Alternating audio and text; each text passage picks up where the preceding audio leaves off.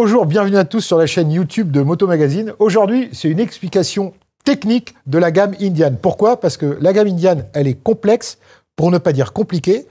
Phil est allé aux États-Unis voir Donald va bien? J'ai pas eu de nouvelles, mais a priori. Parce qu'il vient de mettre une fessée ouais, j'ai vu ça. Non, par contre, on était à Las Vegas, et on est allé rouler, tu connais tout ça beaucoup mieux que moi, dans le désert du Nevada et la Valley of Fire. Ouais. On est passé dans quelques villes minières, avec des mecs qui vivent dans des caravanes, des mobil-homes, des machins. Tu sens que ça vote un peu Trump. Les white trash, quoi. Ouais, j'ai plus du white Donc, trash. alors, Indian, parce qu'on a un peu débriefé avant de faire cette vidéo, et franchement, même moi qui suis un peu dans la moto, j'ai eu du mal à comprendre. Donc, on va commencer, si tu veux bien, Phil, par expliquer un peu la gamme Indian 2025, parce que tu m'as dit ça comme ça comme ça. Donc, je te propose d'expliquer aux gens un peu cette gamme compliquée. Rectification, tu n'es pas un peu dans la moto, tu es beaucoup dans la moto. Ouais, mais franchement, là, non, parce qu'avec les noms et tout, vas-y, explique. Non, en fait, c'est très simple. Globalement, alors, on va pas parler des gammes Scout, qui ont été renouvelées d'ailleurs l'an dernier. On va pas parler des gammes, je dirais, intermédiaires, qui sont les Chiefs sportifs, etc., qui ont été présentés il y a 2-3 ans. On va parler des grosses motos, bagger et touring. Aujourd'hui, chez Indian, dans cette gamme-là, il n'y a plus de moteur refroidi par air. C'était le formidable Thunderstroke 116. Génial. Un moteur qui était un régal de sonorité, de souplesse, ça ne cassait pas les couilles, mais c'était agréable. Qui était beau. Souple, qui était très beau, notamment sur le côté droit, avec ses grosses culasses arrondies, ses grosses ailettes, etc. Super moteur. Ça, c'est fini. Sauf dans la gamme intermédiaire, qui est la gamme Chief et sportif. D'accord. Pourquoi c'est fini sur les grosses? J'ai eu deux explications qui sont complémentaires. On m'a dit au début... Une langue de bois et l'autre une bonne. Non, on m'a dit, écoute, c'est simple, entre les grosses touring et les sportifs, il y a une centaine de kilos d'écart. Ouais, forcément, le moteur force un peu plus pour entraîner la moto, même si là-dessus, tu roules sur le couple, tu te dis, bon, il force pas tant que ça, le machin. Oui, mais quand même. Mais tu as un petit écart de consommation, donc d'émissions. Donc, une passerait les normes et pas l'autre. Ah, tu dis, ah ouais, putain, ça tient à pas grand-chose. Déjà, on a perdu à peu près 20% des gens. Vas-y, continue. Mais admettons. Deuxième explication, la gamme Chief, elle est plus récente que les grosses routières qui avaient ce moteur-là, tu vois. Donc, en fait, en vrai, elles ont 3 sondes lambda pour la dépollution. Ouais. Et elles ont la prise ordinateur de bord moderne OBD, d'un type OBD+, machin, qui permet de passer les dernières normes. D'accord. Il se trouve que les grosses routières avec ce moteur Thunderstroke n'avaient pas ça. Elles avaient 2 sondes lambda et pas la prise ODB. Tu vois, la réglementation... Elles étaient Euro 4, en fait, les dernières sondes. La réglementation européenne, elle tient vraiment à pas grand-chose. Donc, Indian te dit, nous, en fait, on peut faire ça. C'est pas compliqué, sauf qu'il faut réhomologuer les motos. Et ça coûte un paquet de millions de dollars. Voilà, donc ils se sont dit, on va tout moderniser, d'où la nouvelle gamme qui s'appelle Power Plus 112. Le Power Plus 112, c'est le moteur liquide qu'on a déjà eu sur la Challenger et le premier modèle qu'il avait, Power Plus 108. Parce il y a 5 ou 6 ans déjà. Non, il y en a en 2020. La Challenger, Challenger 2020. Ouais, c'est ça, 4 ans, 5 ans. Voilà, c'est ça. Donc Power Plus 108, parce qu'à l'usage court, c'était 108 fois 96.5. C'est malin, Coco. Pas mal. Et donc Power Plus 112 parce que 112 d'alésage. Non, c'est 110. Comment ils nous ont niqué les mecs, sérieux. Donc moteur souvent pour les normes aussi. Ouais, voilà, pour les normes. D'accord. Donc voilà, on est dans une logique de plateforme, c'est-à-dire en gros, tu sens que les process industriels c'est rationalisé à mort. Sûr. Globalement, même cadre, même moteur, même machin pour tout le monde. Après, pour comprendre la gamme, et j'admets que c'est un peu compliqué, tu as 2 choses à savoir. Carénage fixé sur le cadre, qui est un petit peu carré, machin, avec une signature visuelle assez... Voilà. Tourne pas avec le guidon. Tourne pas avec le guidon. Voilà. Ou carénage fixé sur le nez de la moto. Qui tourne avec le guidon. Excellent. Voilà. Là-dessus, niveau d'explication suivant, soit un bagger assez light sans top case, donc dans ce cas, tu as la Challenger. Je vois le curseur, nous avons perdu 46% d'audience. Continue, mon cher Phil. Voilà. Soit, on en arrive bientôt à parler des motos, on vous rassure. Donc soit la Challenger qui a le carénage carré fixé sur le cadre, et si tu prends sa version full touring, c'est la poursuite, soit sur le nez de la moto, la Chieftain, et version full touring, la Roadmaster. Techniquement, c'est les mêmes, à cette différence près que les touring, elles ont évidemment le top case, elles ont un peu plus de protection, et surtout, elles ont en fait un système qui est très très bien fait chez, tu sais, Indian, pour moi, c'est un peu le meilleur infodivertissement de la planète moto, parce qu'il est rapide, il est ergonomique, il est facile à comprendre, et en fait, sur ces motos-là, tu mets au poids près la précharge que tu veux sur l'amortisseur arrière. Donc, tu es allé au burger américain, tu as pris un truc... Enfin, toi, tu prends du boulgour, mais moi, j'ai pris un truc comme ça. Bah, tu rajoutes 2 kilos sur la balance, la moto se raidit un peu du cul, et puis voilà. C'était clair, non? C'était Ouais. simple. J'ai essayé de faire simple. Hein. Ouais, donc voilà, donc interrogation dans Je vois 10 Fred minutes. qui est dépité derrière l'écran de contrôle. Non, mais c'est vrai. Alors, du coup, Voilà. donc tu es allé aux États-Unis, Ouais. à Las Vegas la semaine dernière. Ouais. Ils ont fait une présentation multigamme. Ouais. Ils ont fait. Alors, qu'est-ce que tu as essayé en fait, exactement? une gamme, ils ont présenté les 4. Ils n'avaient pas Ouais. toutes les motos pour tout le monde. Tu sais, c'est toujours un peu compliqué d'avoir accès à ce que tu veux. Ouais. Donc j'ai dit, OK, je vais faire bagger. Donc j'ai roulé essentiellement sur la Challenger, carénage fixé sur le cadre, et son équivalent, la Voilà. Chieftain. Et Voilà. avec le moteur 112, Moteur 112. Power.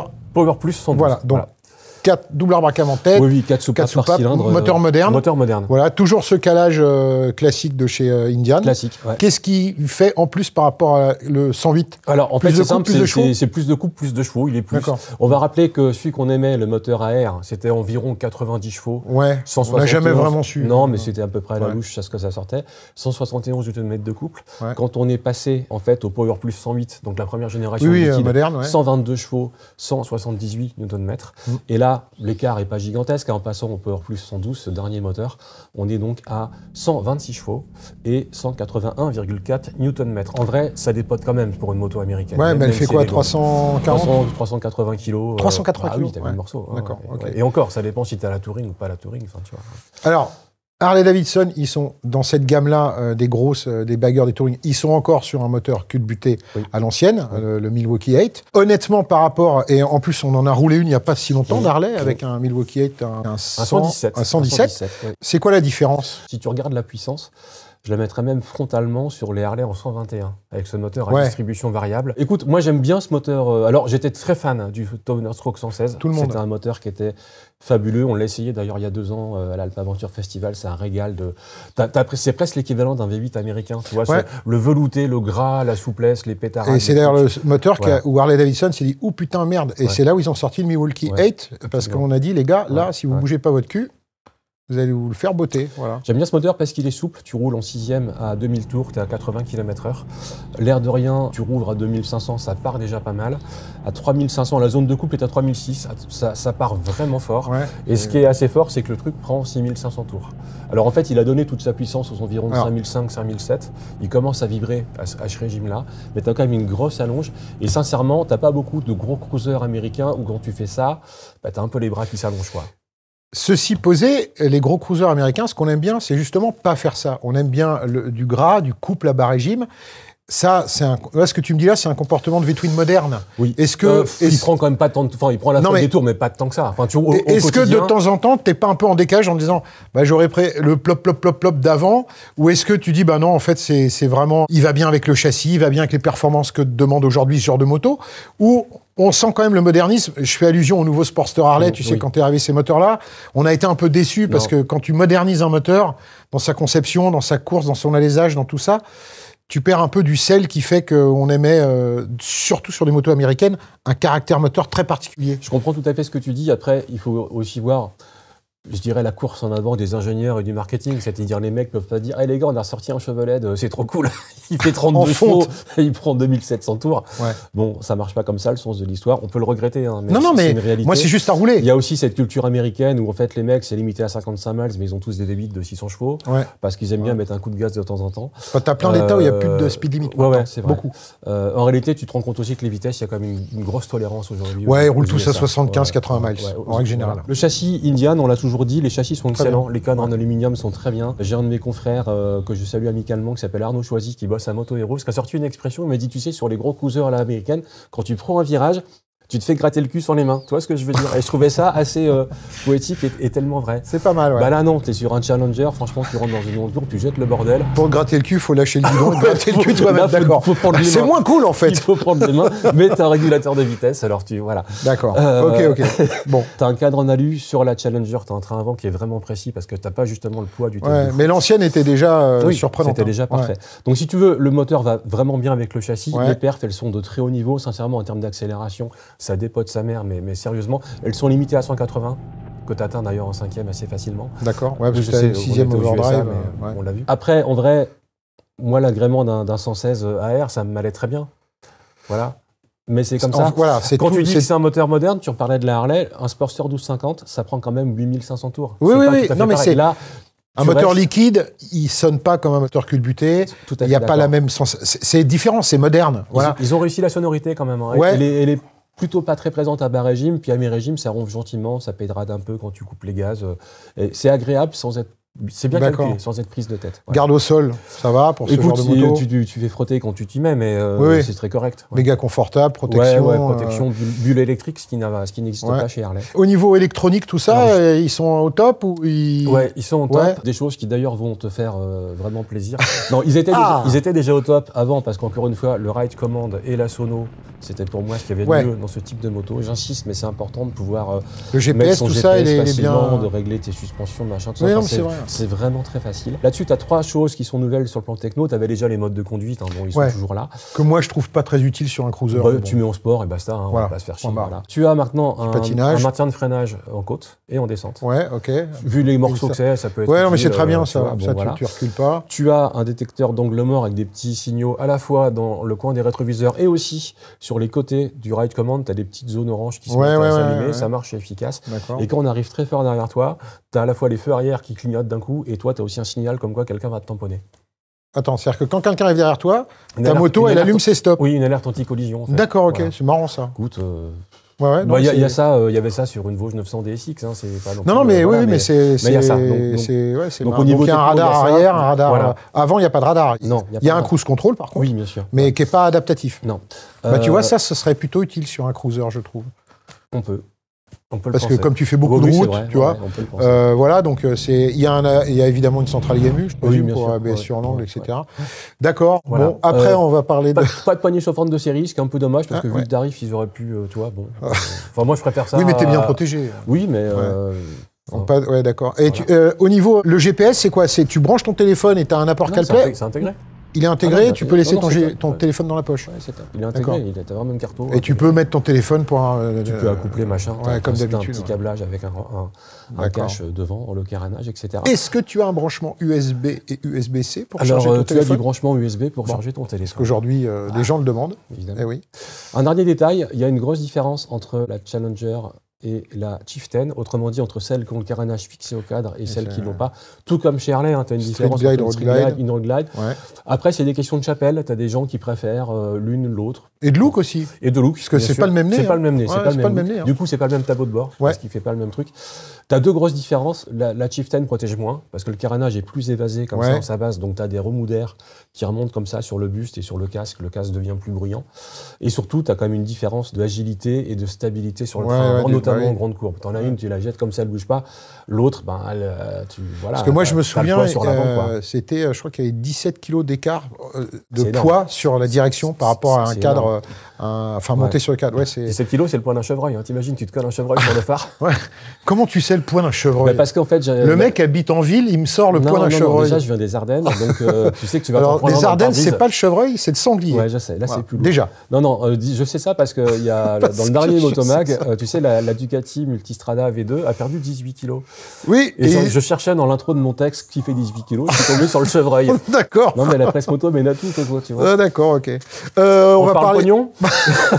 Dollars. Le dollar. Parce qu'en plus, avec ce qui se passe entre les États-Unis et la France, est-ce qu'elles vont pas être un peu plus taxées? Ça, on verra. Parce que si tu nous lis. Mais donc Maryse, à combien vous nous faites ces magnifiques motos américaines? Alors c'est très simple, 33 390 pour la version limited, c'est-à-dire avec une finition un peu chrome. Et puis tu as les versions qu'ils appellent Dark Horse plus finition noire, moteur noir, qui existent déjà depuis longtemps. Les peintures sont un peu différentes. Là, tu rajoutes 1 000 €, c'est-à-dire 34 390. Et c'est pareil dans les 2 cas, que ce soit la Chieftain ou la Challenger. Voilà, évidemment, pour les touring, c'est plus cher. Alors, d'un côté, c'est beaucoup de pognon. Exactement. De l'autre, c'est beaucoup de pognon si tu regardes un peu les rivales. Les rivales, il y en a pas. Non américaines. Si tu regardes une R18B, mais qui fait que 90 chevaux, t'es quand même à 28 000 balles, ce qui n'est pas cadeau. Non. Ça fait passer une Goldwing de 122 chevaux pour une super affaire à 28 000 €, en version bagarre, franchement. Quand tu vois le moteur, le châssis, la techno, le confort, je suis d'accord avec toi. Malgré les années, parce qu'elle commence à avoir 6 ou 7 ans, la Goldwing. Donc ça met la Goldwing en tant que bonne affaire du moment. Et si tu vas à Harley, tu as 2 options. Soit tu vas sur la Road King, la Road Glide, 117. Mais pour moi, elle fait une centaine de chevaux, tu vois. Pour moi, la vraie concurrente, c'est la Road Glide CVO 121. Exact. Qui fait 115 chevaux. Elle a perdu. Elle est à 48 000 balles, on va un peu loin. Donc voilà, par contre... Après, c'est une question de philosophie. Est-ce que tu veux un moteur culbuté? Est-ce que tu veux un moteur moderne? Dans ces motos-là, je pense qu'il y a un peu d'irrationnel, voire même beaucoup. C'est le look, c'est l'ergonomie, parce que je présume que tu es assis, tu as les repose-pieds wagons. En fait, tu as la selle basse, mais il faut quand même des grands bras, des grandes jambes si tu veux pouvoir tourner la moto. Mais l'ergonomie est bien? T'es pas un peu comme ça? Non, ça va, parce que de temps en temps, on a des surprises. Tu te poses. Puis sache aussi que sur ces motos-là, les guidons, ça change et tout ça, tu vois. Ouais, donc si tu veux, pour moi, 33 000 balles, t'as pas envie de changer quoi que ce soit. T'as envie d'être bien. Il y en a qui changent plein de choses. Ouais, c'est vrai. Donc si tu veux, pour moi, la Harley, la plus frontale, c'est vraiment la CVO 121 en termes de puissance moteur et de performance. 48 000 balles. C'est plus cher. Il y a quand même un avantage. Alors, l'écart de tarif est gigantesque, hein, mais une Harley, pour moi, en termes de finition, de sens du détail, c'est un petit peu plus chiadé. Tu vois, l'Indian, il y a toujours eu, et c'est un peu ce que je me reproche, des pièces un peu plastoc, les valises, ça branlotte un peu. C'est vrai. Tu aurais pu mettre un sélecteur double branche parce que quand tu as les pieds... Voilà, ou un gros cache plastique pour cacher tout. Tu dis pourquoi ils ont mis un gros truc comme ça. C'est correctement présenté, mais je trouve qu'ils auraient pu... Tu vois, pour moi, on est plus... Oui, on sent que c'est à la base un gros groupe industriel qui est rationnel. Je suis d'accord avec toi. Pour moi, on est plus proche d'une Kawasaki Vulcan. Non, mais tu vois, de la grande époque. La Vulcan, qui se rappelle de la Vulcan? Une VN 1700 ou une VN Voyager, tu vois, que d'une Harley qui est un peu plus soignée dans ses peintures, ses ajustements, des grosses pièces en alu brossé. Non, mais c'est sûr. Des valises qui font chlonk comme une porte de coccinelle Volkswagen. Enfin, tu vois, je sais pas ce que c'est. On adore. Voilà, que te dire de plus, Coco. Tu sais quoi, ça donne envie de rouler ces brels-là quand même. Ouais, parce que t'es bien. Ouais. En fait, c'est du. Puis ça change des trails. Puis ça change des trails. Non, mais moi, ce qui me plaît, c'est, pour reprendre une expression anglaise, je sais pas comment la traduire, c'est du Steve McQueen, du effortless cool. C'est-à-dire, en fait, tu traces, l'air de rien, tu ne traînes pas la bite. Et puis, en fait, tu roules, tu fais de la borne, l'air de rien, tu n'es pas fatigué. Ah bah non, mais tu fais un Paris-Marseille d'une journée. Tu as quand même un putain de moteur qui a vraiment de la grosse patate. Ouais, c'est sûr. Moi, j'aime bien, tu es bien installé, tu as une bonne posture. Et c'est des brels qui donnent envie de tracer, quoi. Vous nous dites si vous tracez en Indian, en Harley, en R18B, en Goldwing ou un Pinglo, parce que c'est quand même un budget. Ouais. Ou sinon avec des motos à 3000 balles aussi. Des motos à 3000 balles. Tu sais quoi, dans le prochain comparo de Motomac, c'est important d'acheter Motomac, il faut soutenir la presse. On ressort un gros comparo de motos pas cher, tu vois. Ouais. Donc on peut s'extasier à la fois sur des brels hyper techno, hyper chers et prendre un plaisir pas moins intense sur des motos. Un plaisir différent. Ouais, voilà. Mais pas moins intense. Bisous sur le casque, on se met prudent. Voilà, dites tout ce que vous pensez des Indian par rapport au Harley et puis. Et vice versa. Vous nous dites aussi si cette moto serait sublimée avec une belle paire de. Baloche de fouet de couillon. De fouet de couillon, l'élément indispensable. Fouet de couillon ou pas fouet de couillon? Allez, bisous sur le casque, on soutient la presse, hein, les gars. Et puis merci à Fredo à la technique, à toute l'équipe technique qui fait ce montage.